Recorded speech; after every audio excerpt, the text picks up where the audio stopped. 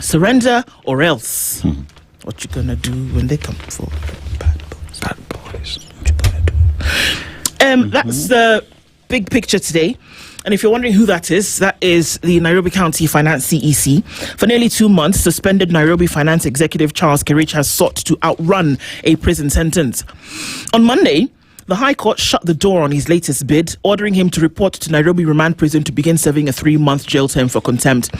In a bitter 106 million shilling legal fees battle, surrender or be arrested, the judge warned, adding that Kerich will be treated as a fugitive if he fails to comply. Have you understand how the language now has shifted? Before, it was, come and tell us what's going on. You refuse to come. So now we've said, you know what? The judgment remains.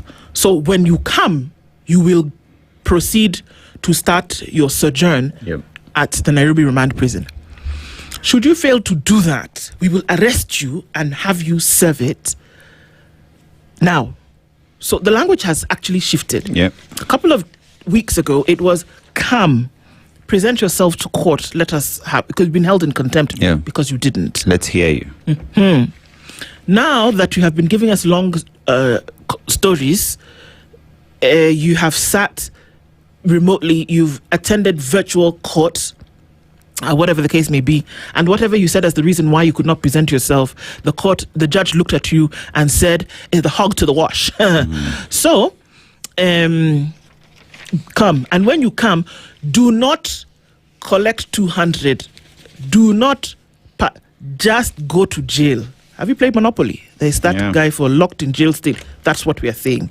For 3 months, and then now you cool your heels there, and then you can think about your life and whether it is that in the event that in the future you will be called to do 1, 2, 3, and you choose to do or not do it, that this could be actually your residence for the next foreseeable future.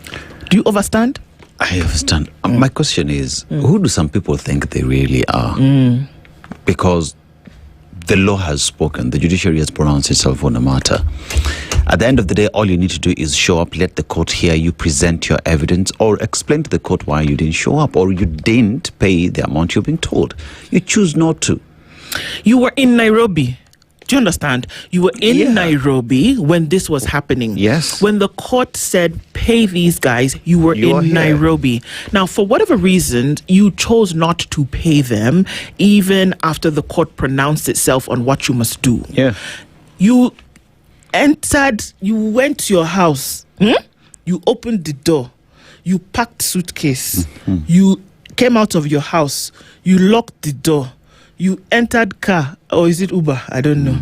You now did, you went to airport. Abi, does aeroplane pick people from their house nowadays? Mbano. You entered, you climbed plane did, you entered, you came down in Dubai. You now finished your business in Dubai. You still now went to your hotel, packed your bag, entered plane, climbed plane, flew again to America. Entered car. Car took you to airport. You entered airport, climbed plane again, went to America. Then you now reach America. You said, I'm sick. Okay. Judge said, it's me. You look at me and said, I'm not normal. I'm mad. I don't understand. I don't understand. Now said you are sick. But even then, there are the statements that apparently are being made. I am untouchable. We will not pay. There is nowhere you will take me. Now the court has spoken. And you I will take you. You are a guest. Let me show you where I'll take you. Exactly. Now, if only the court was like this across board, do you know what? If it was clear the position the court took, people will not play around with them like this. You understand? Right. So it will be interesting to see what will happen when he decides to climb plane and come back to Kenya. They have said that do not collect 200 and pass go. Come and go to Nairobi remand. Just, in fact, leave your bag at the gate.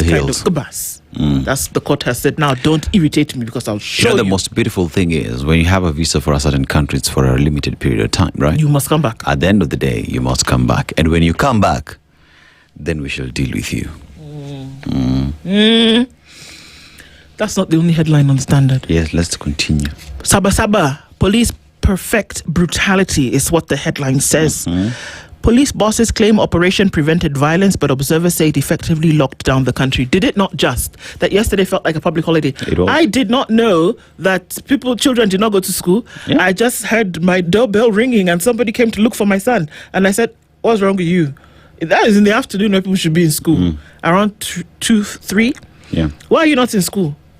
The boy looked at me and said, Saba Saba.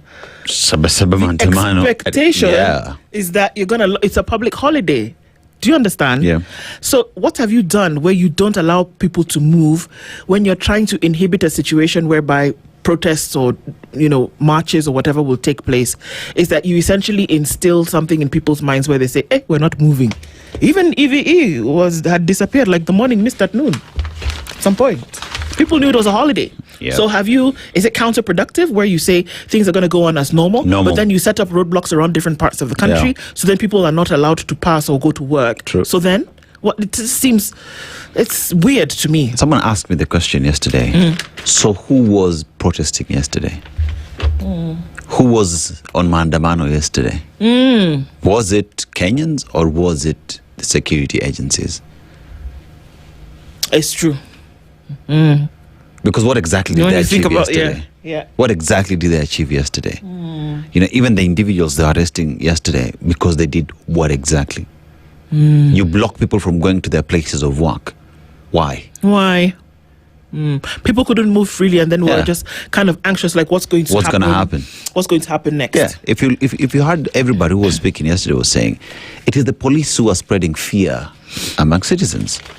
Yeah, it's the thing is that whether they want, this is on order. When you talk about command order, there was somebody who said, shut the thing down, don't allow people to. Exactly. You have to ask that. So it's very interesting that Kamkunji grounds were the historic grounds for the first Saba Saba movement. That day where people wanted to meet to talk about multipartyism and, a move or a shift in democracy, that it was at Kamkunji grounds that they met the first time. Yes. And it was seen as an illegal meeting. And there was bloodshed and that there were people that were beaten, taken, whatever the case may be. And so that's how Kamkunji became historic. Just reading through that yesterday and just looking into the details of how that happened, and then that almost every Saba Saba since then, that it was at Kamkunji grounds that the commemoration of that day then was done. Yesterday, our reporter Francis Ontomwa was at Kamkunji, and you know what is there? Turf. Beautiful turf. Sports grounds, beautiful grass. It's maybe commemorative site, but normally people would have met here and commemorated the day, but now it's been changed into a sports ground. From Saba Saba venue to sports ground. That is what Kamkunji is right now. All right. Is this the same place where at some point Sonko said they smeared it with... Not Sonko said. Sonko sent his boys. To do that thing, yeah? Yes. Same place. Because at that time, Raila Odinga and his brigade, group were going to meet at Kamkunji. Big test for Ruto's funding model amid record intake, rising debts. This is also a story that we look at today on page 4 of the Standard. And there's that story. High Court orders Kerich to give himself up, go straight to prison for 3 months. Apparently, he visited a hospital on the 16th of June. And he was given paracetamol to treat a headache. Okay. On the 16th of June. What's today's date? 8th of July. Crazy headache. Anyway, 3 seek orders to kick out head of public service Koskei. Who are the 3? The 3 petitioners have moved to court seeking to have the head of public service Felix Koskei declared unfit to hold public office. Shadrach Kimeli, Elisha Kiprop and Stephen Siringewo, in a case filed at the High Court in Kapsabet on Monday, accused the Chief of Staff of abusing his powers and office by engaging in the 2027 political campaigns. They're right. They're right. Actually, if you're going to follow the Constitution, they're right. We're not even talking about political affiliation. If you're going to follow the Constitution and the law of the land, they're right. Yeah.